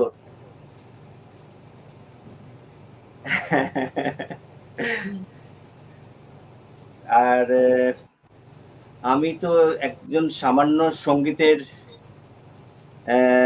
ছাত্র। আমার বাবা সুধাময় চৌধুরী পণ্ডিত রাধিকা মোহন মৈত্রীর শিষ্য ছিলেন, তার কাছে শিক্ষা শুরু, তারপরে ওস্তাদ ধ্যানেশ খাঁ সাহেবের কাছে শিখি, তারপরে আমার পরম শ্রদ্ধেয় গুরুজি পণ্ডিত রবিশঙ্করজির বাড়িতে থেকে অনেক বছর শেখার সুযোগ হয়েছিল। তা যদি সবাই অনুমতি দাও, কাকা যদি দেন, দু একটা ঘটনা শেয়ার করতে চাইছিলাম। হ্যাঁ, নিশ্চয়ই। আমার শ্বশুর শাশুড়ি হচ্ছেন আহ, দুজনেই স্বর্গীয়, পণ্ডিত প্রসূন বন্দ্যোপাধ্যায় ও পণ্ডিতা মীরা বন্দ্যোপাধ্যায়। ও সেদিক থেকেও আচ্ছা। আমি মানে নিজেকে গর্বিত অনুভব করি, মনে করি। তা যাই হোক, আমি যখন আমার বিয়ের পরে ওনাদের সঙ্গে শ্বশুর শাশুড়ির সঙ্গে কথোপকথন হতো মাঝে মাঝে, তখন দু একটা ঘটনা আমি শুনেছিলাম যে কাকার সম্বন্ধে। আর কাকার তো যেমন সুপুরুষ দেখতে, তেমনি তার হিউমিলিটি, হাম্বলনেস, আর এত ডিসিপ্লিন, এগুলো সবার প্রত্যেকের তার কাছে শেখার আছে। ওনারা যেসব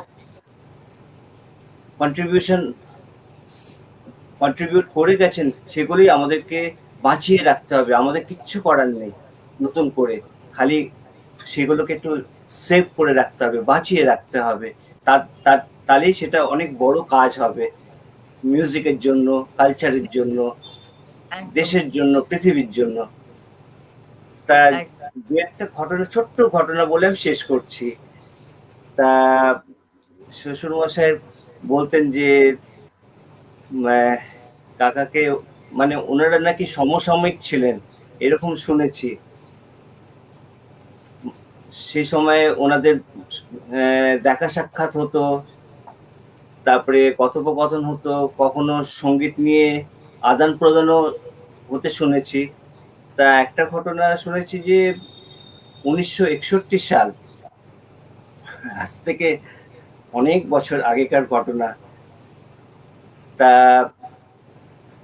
শ্বশুরমশাই নাকি কলকাতায় কাকার বাড়িতে গিয়ে উপস্থিত হন যে শিলিগুড়িতে একটা অনুষ্ঠান আছে, সেখানে গাইতে হবে। তা উনি নাকি ছিলেন না। তা ওনার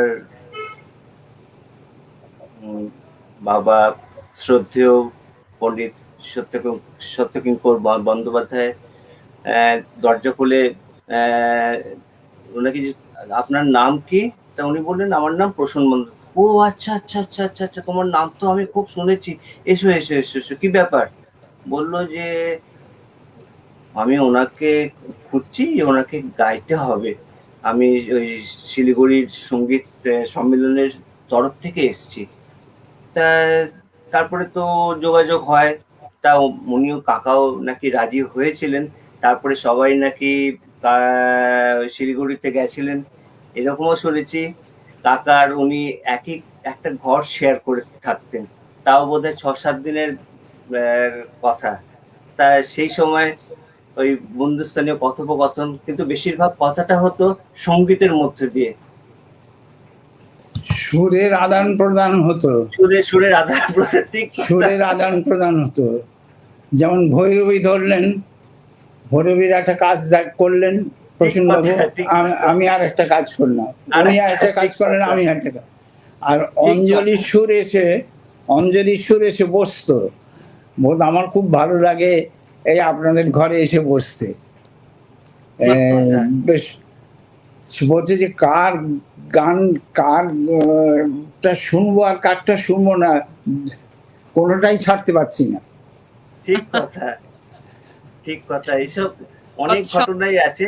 তা আমি আর বেশি সময় নষ্ট ভীষণ করব না। আর কিন্তু আবার শিলিগুড়ি একটা ঘটনা বলি। আমাদের পাশের ঘরে ছিল শ্যামল বোস আর লন্ডন খাবদা। তা ওরা জিজ্ঞেস করেছে কর্তৃপক্ষকে, পাশের ঘরে কে আছে? পাশের ঘরে প্রসূন বাবু আছেন আর অমিয় বাবু আছেন। হ্যাঁ, ওকে ওই ঘর থেকে সরান, অন্য জায়গায়। কারণ ওরা তো মদ্যপানে আসক্ত। অমিয় বাবু পাশের ঘরে থাকলে পারবো না, হবে না, আমাদের এই বিয়েটা জার্নিটাই নষ্ট হয়ে গেল। তারপর আমার কাছে এসে কর্তৃপক্ষ এসে আমার কাছে বললেন যে আপনাকে বোধহয় অন্য জায়গায় যেতে হবে, এরা বলছে যে। আমি বললাম যে ওরা খুব ফ্রিলি, ওরা যা ইচ্ছে করতে পারেন, আমার কোনো বাধা নেই, আমি এই ঘর ছাড়বো না। আর প্রসেনবাবুর সঙ্গে একটা খাটে, আমি একটা খাটে প্রসেনবাবু তাদের বেশ কাটতো ভালো, ওই গানে গানে কাটতো। ঠিক কথা। আর কলকাতায় যখন ওনারা থাকতেন, কখনো কখনো একই আসরে ওনারা শুনতে যেতেন, বড় বড় অনুষ্ঠান, সেখানে দেখা সাক্ষাৎ হতো, কথোপকথন হতো। আর শ্বশুরমশাই ওনাদের খুব ভক্ত ছিলেন, আর উনিও নাকি শুনতেন, উনিও নাকি ওনাদেরকে খুব অ্যাপ্রিসিয়েট করতেন, আমার শ্বশুর শাশুড়িকে। তা আর আর বাড়াবো না, কাকা আমাদের সবাইকে আশীর্বাদ দেবেন, আপনার স্নেহ দেবেন, যেন আমরা সবাই ভালো থাকি, সঙ্গীতেরকে যেন বাঁচিয়ে রাখতে পারি, তার জন্য আমাদেরকে আশীর্বাদ দেবেন। ঠিক আছে, ঠিক আছে। আর আমাদের মধ্যে আর এই যে যারা, উদয় ভাওয়ালকার জিকেও দেখতে পাচ্ছি, উনিও এসেছেন। জয়িতা, উনি কি এসেছেন আমাদের এখানে? আর সমর কাকা বোধহয় ছিলেন। হ্যাঁ হ্যাঁ, মিতাদি এসেছেন। ও, মিতা আসে। মিতার একটা মানে একটা অন্বেষণের জানার একটা চাহিদা ভেতরে ভেতরে আছে। আমি এক জায়গায় আমির খাঁ সম্বন্ধে বক্তৃতা দিয়েছিলাম, আমি দেখি মিতা গেছে, মিতা শুনতে গেছে, আমারই হয়েছিল বক্তৃতা, তাই না? মনে আছে? মনে আছে? বালিগঞ্জে। আচ্ছা আচ্ছা, আমি জেঠুকে সাষ্টাঙ্গ প্রণাম জানাবো। আমার বাবা শ্রদ্ধেয় মণিলাল নাগ, তিনিও জেঠুকে তাঁর সাষ্টাঙ্গ প্রণাম জানাচ্ছেন। কারণ কেমন আছে সে? বাবা এমনি শারীরিক সুস্থ আছেন, কিন্তু কিছু সমস্যা শরীরে আছে, যার জন্য ফোনে শুনতে বা কথা বলতে একটু অসুবিধা। সেগুলো পরে আপনাকে আমি মানে বলতে পারবো কখনো সাক্ষাতে। আর গত এই কিছু মানে কয়েকদিন ধরে একটু ঠান্ডা লেগে গেছে, একটু সর্দি কাশি হয়ে গেছে, এমনি ঠিক আছে, তার জন্য ওষুধপত্র চলছে। তা আমি আজকে সত্যি কথা বলতে কি, এই সময়টা আমার কাছে একটা মানে স্বর্ণোজ্জ্বল সময় এবং একটা জীবনের পরম দুষ্প্রাপ্য মুহূর্ত, এই কিছুটা সময়। আর আপনাদের সকলকে আমি অনুরোধ করব যে আজকের এই অমিয় জেঠুর কথাগুলো যেন একেবারে চিরদিনের জন্য এটাকে আর্কাইভ কোনোভাবে করার ব্যবস্থা হয়, যাতে সকলে দেখতে পারেন, এবং সম্ভব হলে এটার একটা ইংরেজিতে যদি সাবটাইটেল দিয়ে ট্রান্সলেশন করা যায়। কারণ এত গুরুত্বপূর্ণ, এত ঐতিহাসিক তথ্য জেঠু বলেছেন, যেগুলো আজকের দিনে বিরল, অনেকেই জানবেন না। সব থেকে বড় কথা, আমি ছোটবেলা থেকে প্ল্যান করে রেখেছি, এটা করতেই হবে। আমি ছোটবেলা থেকে জেঠু ভালো বলে, খুব ভালো বলে, তুমিও যেমন বলো সুন্দর, এও তেমন সুন্দর বলে। বাহ। আর আমি জেঠুর কতগুলো, হ্যাঁ, জেঠুর কাছে আমি যখনই দেখা করতে যাই, জেঠু জেঠিমার দিকে তাকিয়ে বলেন, দেখো হাসছে, হাসিটা ঠিক বাগালদার মতো।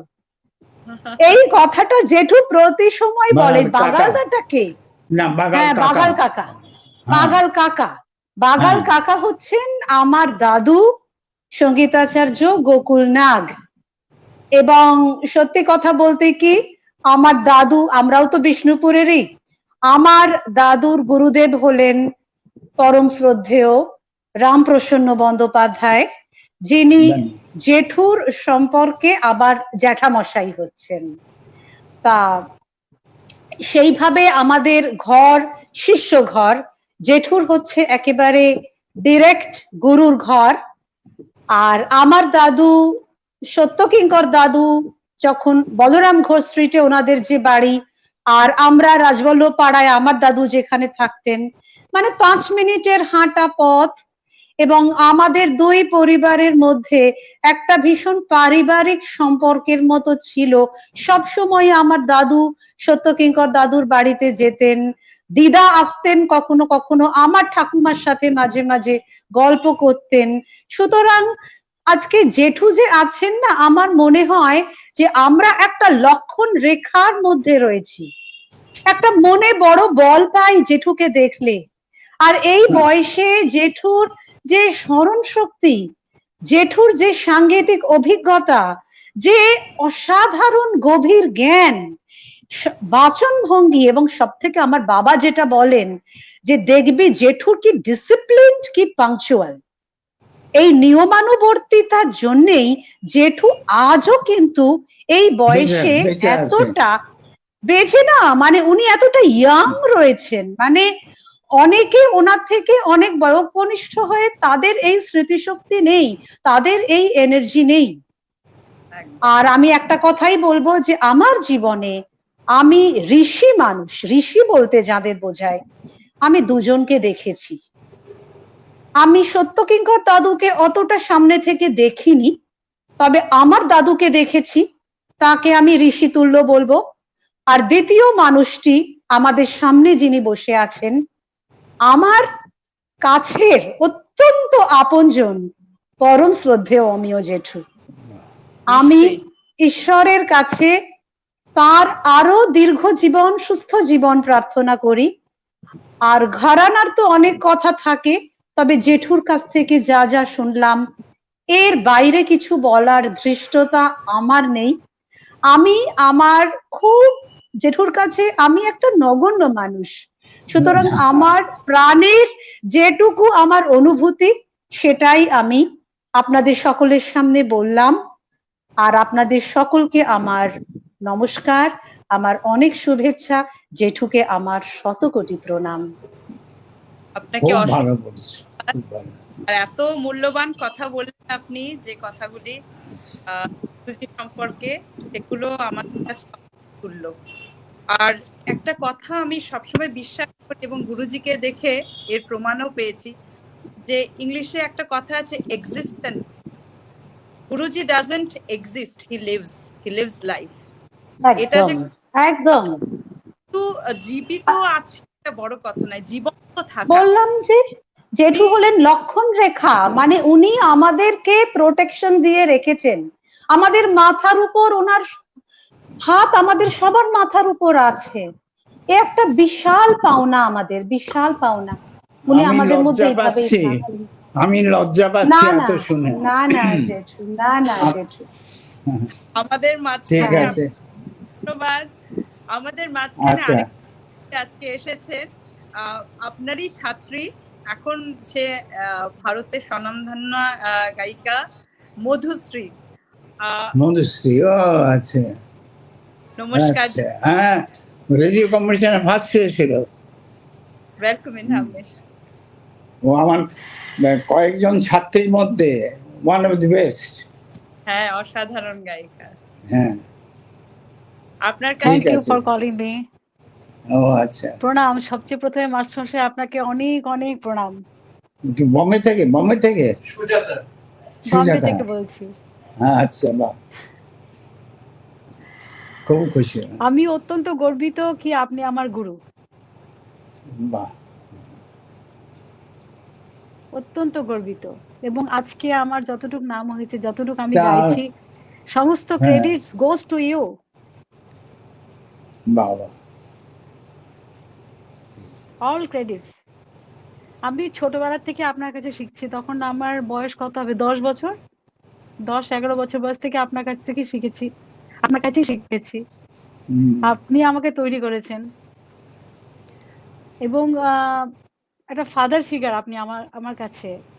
আমি এত মানে কি বলবো, মানে ছোটবেলা থেকে শিখছে আপনার কাছে, আপনি এত ভালোবাসা দিয়েছেন, এত গাইডেন্স দিয়েছেন, এত শিখিয়েছেন। আপনি তো জানতেন আমার গলা স্ট্রেট ছিল, কাজ ছিল না, আপনি আমাকে সেই ছোট ছোট কাজগুলো আপনি আমাকে শিখিয়েছেন।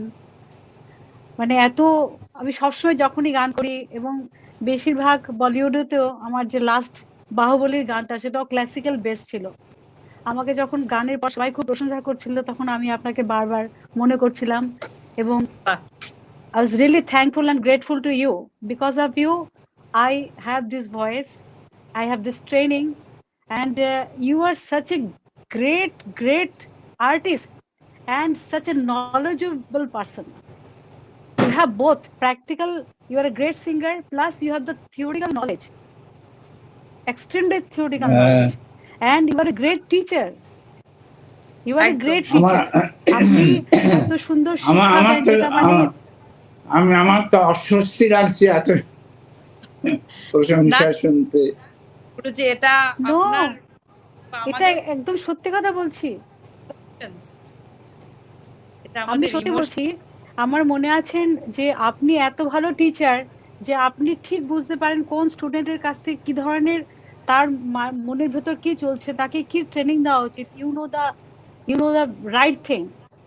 আপনি সবসময় জানতেন যে আমি একটু জিদ্দি ছিলাম, একটু মানে চ্যালেঞ্জ পছন্দ করতাম। তো আপনি আমাকে সবসময় বলতেন, আরে সুজাতা কি এটা পারবে, আর তখনই বলতো আচ্ছা আমাকে এরকম বললো, আমি করে দেখাবো।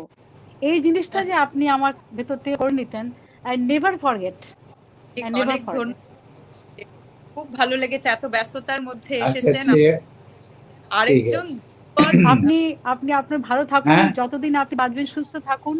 আর আপনার গান আমি রোজ শুনি, মানে এখন তো করোনার মধ্যে আমি বাড়িতে আছি, আমরা রেগুলার ক্লাসিক্যাল শুনি। আপনার কি তৈরি, মানে আপনার গানের যে you have the extremely good voice, such a trained voice, and আপনার যে তান, সাপার তান, তার কোনো জবাব নেই।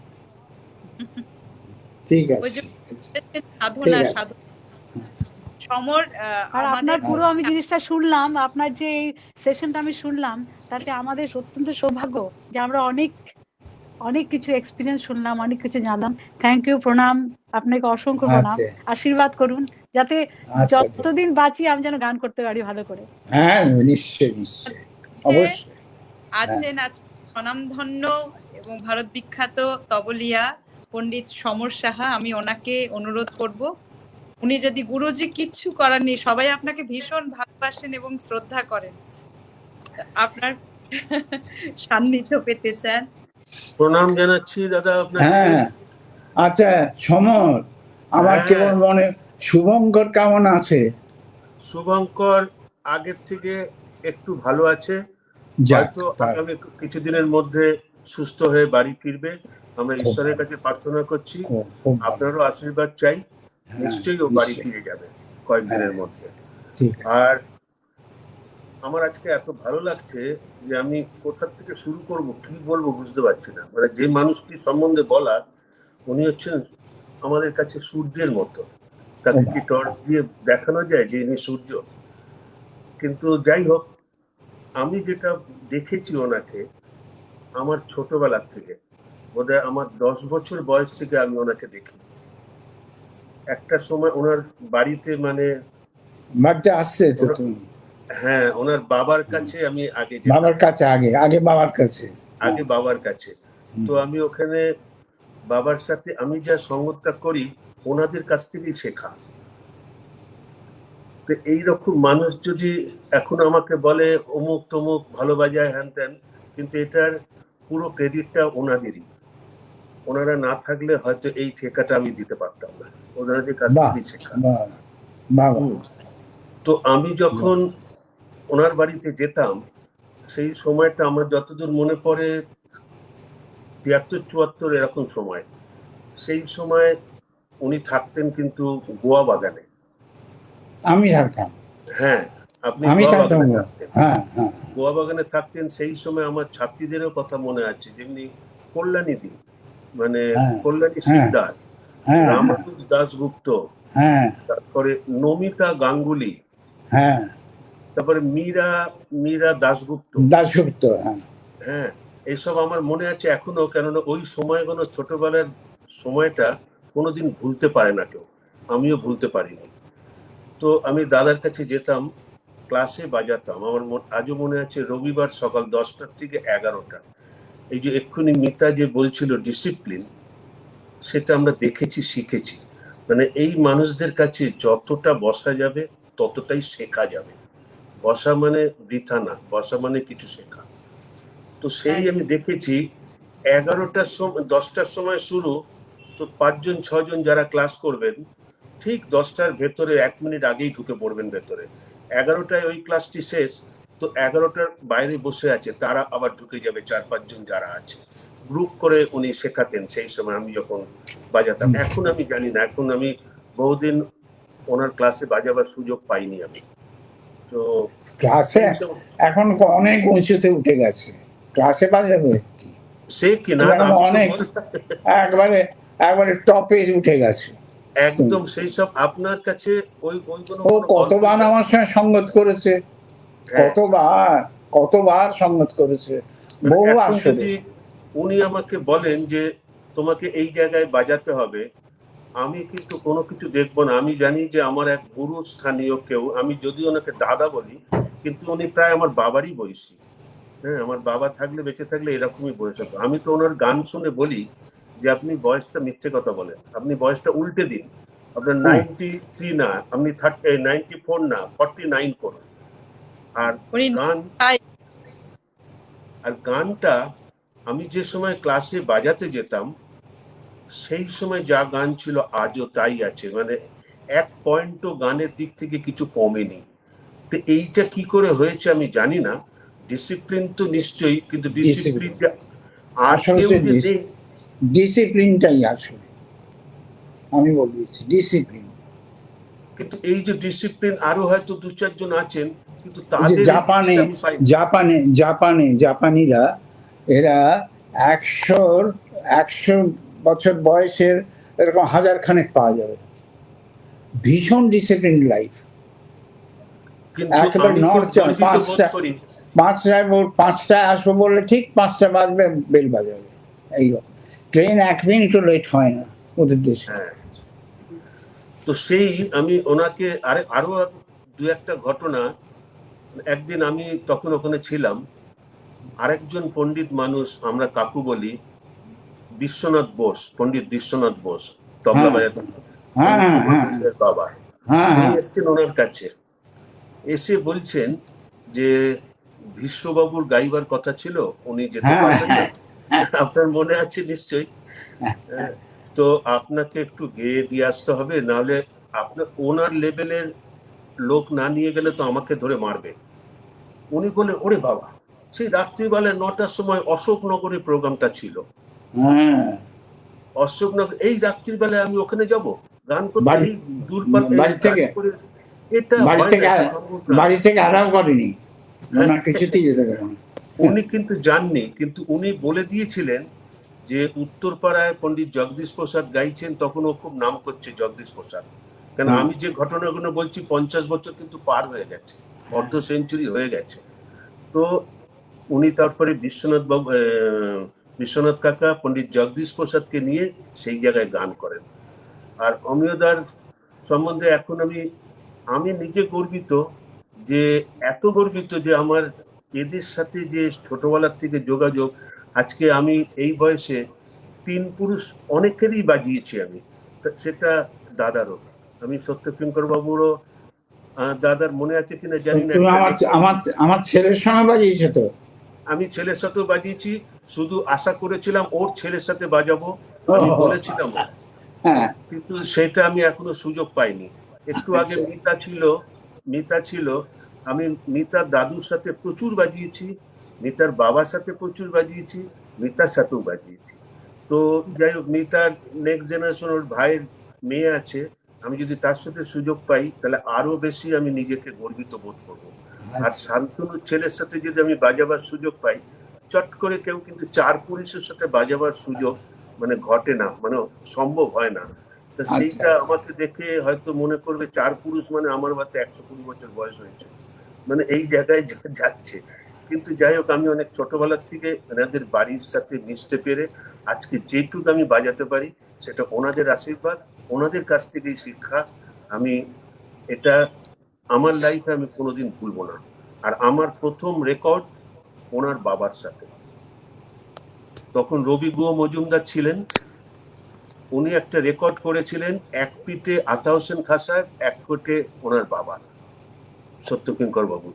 তো আমি বাজিয়েছিলাম সত্যকিঙ্কর বাবুর সাথে, হারমোনিয়াম ছিলেন মন্টু ব্যানার্জি। ও তো আচ্ছা। এইটা মানে আমার লাইফে এত বড় কিছু পাওনা, মানে কি বলবো, যে আমি যদি পরে আর কিছু নাও পেতাম তাহলেও বোধহয় আমার দুঃখ থাকতো না, যে আমি ছোটবেলায় যা যা কিছু পেয়েছি, এনাদের সান্নিধ্যে আসতে পেরেছি। আর আজও পর্যন্ত দাদার সাথে আমি বোধহয় গত 1.5 বছর আগে ওকাকরা ভবনে ওনার লাস্ট কত বছর জন্মদিনে আমি বাজিয়েছি। সেদিন আমি বলেছিলাম দাদার বয়সটা এত না, উনি উল্টে দিয়েছেন বয়সটাকে। ওই 90 যেটা আছে ওইটা উল্টে দিলে যা হবে, ওনার গান ওইটা বলে। বয়সটা যেভাবেই হোক, হয়তো পাসপোর্ট বলবে, আধার কার্ড বলবে, কিন্তু গানটা বলবে তা না, গানটা উল্টোটা। তা আমি আপনাকে অনেক প্রণাম জানাই। আর আপনি আমাদের মাথার ওপর আছেন, সেই জন্য আপনি যতদিন থাকবেন আমাদের খুব আনন্দ। আর সঙ্গীতও বেঁচে থাকবে, কেন এই মানুষটি যা করে গেছেন। তবে আমি একটা দুঃখের কথা বলবো আনন্দের মধ্যেও, যে মানুষটির যা পাওয়ার দরকার ছিল তা কিন্তু উনি পাননি। অনেক পেয়েছি, অনেক পেয়েছি। আপনি পেয়েছেন, কিন্তু আমরা যা পেলে খুশি হতাম আমরা, এই যে তোমাদের কাছ থেকে যা পাচ্ছি না, এর চেয়ে আর বেশি কিছু নেই। আর কি দরকার? এটা তো আছে, কিন্তু আমাদের যে খুশি, আপনি যেটা পেলে আমরা খুশি হতাম, সেটা আমরা দেখিনি।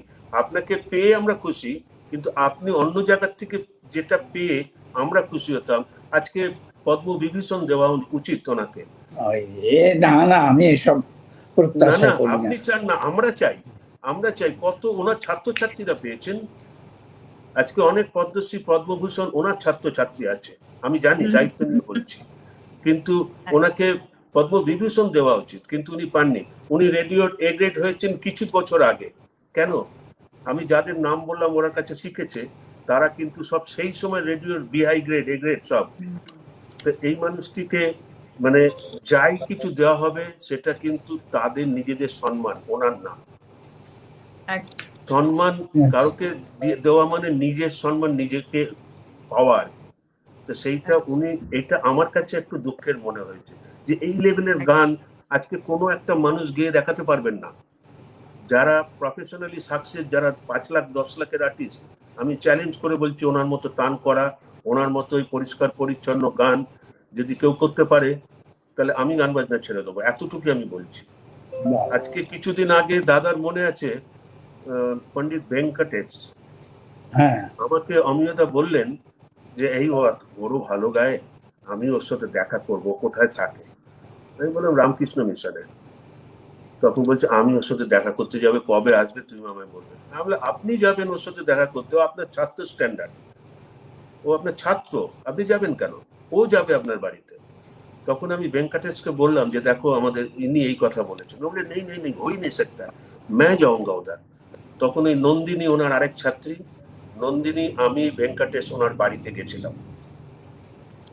তো যারা গুণী মানুষ তারা ওনার গুণকে জানেন, কিন্তু সমাজে ঠিক সেই প্রতিষ্ঠিতা মানে ওনাকে দেওয়া হয়নি বলে আমার ধারণা।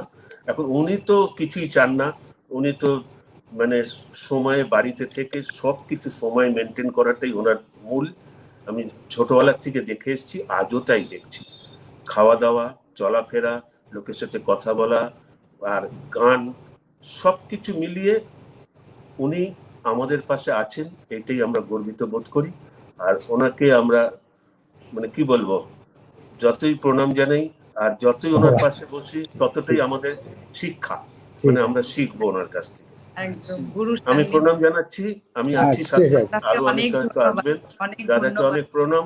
আর আপনি যেদিন এই গুণ পাবেন সেই দিন আমি সব থেকে বেশি খুশি হব।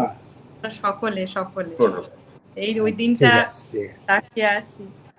গুরুজি, আজকে শেষ করার আগে আমাদের মধ্যে भारत विख्यात ध्रुपद गायक पंडित उदय भवलकर जी, वो आपके गुणमुग्ध हैं और आपके साथ कुछ विचार हो, आपके साथ वो कुछ बातें आपको कहेंगे, उनकी जो विचार हैं आपके लिए जो श्रद्धा है वो आपको अर्पण करेंगे। तो उदय भवलकर जी को प्रणाम, और मैं उनको सादर प्रणाम के साथ आमंत्रण करती हूँ।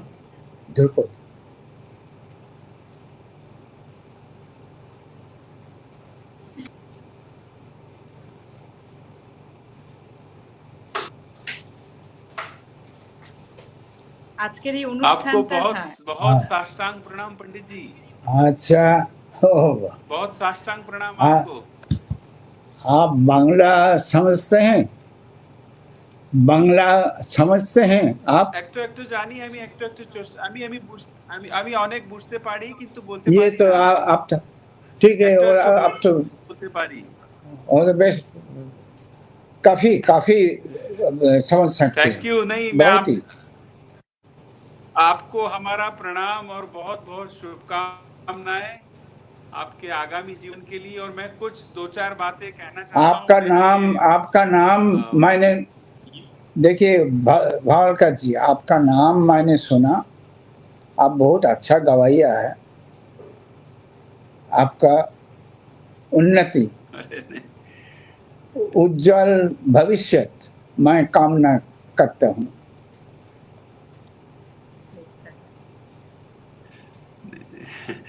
मैं आपसे ये मेरा सौभाग्य है कि आपसे बात कर रहा हूं मैं, और इतना कहूंगा कि जहां भी दुनिया में जाता हूँ कुछ मेरे बंगाली काफी मित्र हैं, मतलब भारत में भी हैं, अमेरिका में भी हैं, यूरोप में भी हैं, और जो संगीत करते हैं तो उनसे आपका वो कुछ भी विषय निकले वो आपका नाम कहीं ना कहीं आता ही है उसके अंदर। और उसके अलावा जब मैं कभी किसी कोई शास्त्र की बात हो, कोई बुक की बात होती है, या उसमें भी आपका चर्चा होता है, आपका नाम होता है। और मैंने आपका कुछ YouTube पर कभी कभी मैंने सुना है आपका, एक तो वो हैदराबाद का है शायद, मालकोस। कितना अभी आप इस उम्र में भी इतना सुंदर गाते हैं। कई लोगों की 60-70 के बाद आवाज काम करना बहुत मुश्किल हो जाती है। मतलब हमारे लिए, सबके लिए बहुत प्रेरणा है। आप बहुत प्रेरणा स्रोत हैं, और यू आर एन इंस्पिरेशन, इतना ही कहूँगा। और आपका बस स्वस्थ रहिए, আপনি সুস্থ থাকবেন। আমার খুব খুব प्रणाम নেবেন আপনি। ठीक है, आपको असंख्य धन्यवाद। और इतने गुणीजनों के बीच में क्या कहूँ, আপনার গুরুজি আপনার স্বাস্থ্য এবং আপনার সবকিছু ভালো থাকুক, আপনি আরো দীর্ঘায়ু হন, কারণ আপনার উপস্থিতি আমাদের জীবনে কতটা গুরুত্বপূর্ণ এটা বোধহয় আমি বলে বোঝাতে পারবো না।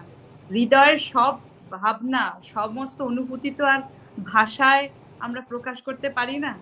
তবে আপনি আমাদের সকলের তরফ থেকে, আমি সকলের হয়ে আমি আপনাকে প্রণাম জানাচ্ছি। আর এর মধ্যে অতিরঞ্জিত নয়, আপনাকে অসংখ্য ধন্যবাদ। এতক্ষণ আপনি আমাদের সাথে বসে কথা বললেন, প্রীতিচারণ করলেন। আপনি ভালো থাকুন, ঠিক আছে, আর আমাদের আশীর্বাদ করবেন। আচ্ছা, ঠিক আছে। এটা কি?